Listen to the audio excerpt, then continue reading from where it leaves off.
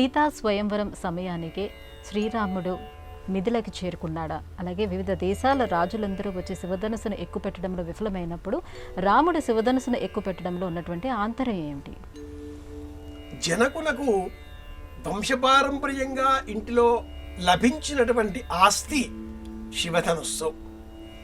శివధనుస్సును పూజించడం మిథిల నగర రాజరిక లక్షణం.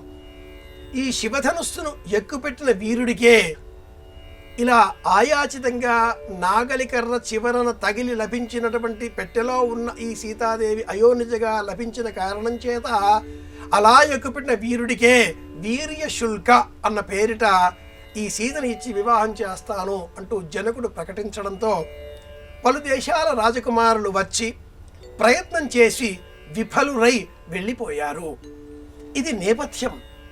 ఇప్పుడే జరిగిన కథ కాదు, పూర్వం జరిగిన కథ.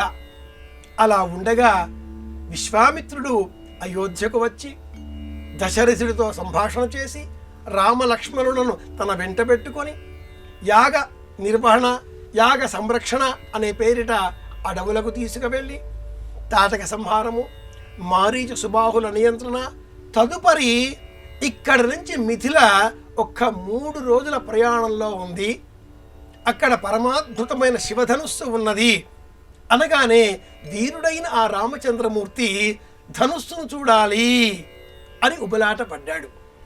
అలా తీసుకువెళ్ళేటటువంటి సమయంలో విశ్వామిత్రుడు రామచంద్రమూర్తికి మార్గాయాసం తెలియకుండా కుశనాభుడి కథ, గంగ వృత్తాంతము, భగీరథ జనన వృత్తాంతము, అనేక పలు కథలు, అలాగే భౌగోళిక వ్యవస్థ, భారతదేశంలో ఉండే అనేక రాజరిక వ్యవస్థల గుర్తింపులు, రాజ్యాల సరిహద్దులు అన్నీ చెబుతూ అహల్య ఆశ్రమ వర్తాంతము, అహల్య శాప విమోచనము, తదుపరి జనకుని రాజ్యానికి చేరిన తరువాత విల్లు ఎక్కుపెట్టబోగా అది విరగడం, జనకుడు వీర్యశుల్క సీత అని చెప్పడం, ఇది సందర్భంగా చెప్పుకోవాలి.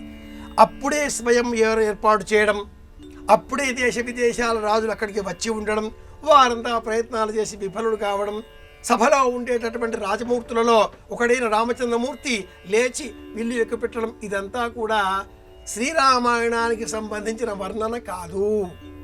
శ్రీరామాయణం ఉదాత్తమైనటువంటి దృశ్యాలతో కూడుకొని ఉంటుంది. ఇలాంటి కల్పనలతో కృతకమైనటువంటి ఆకర్షణలతో కూడుకున్న వృత్తాంతం కానే కాదు.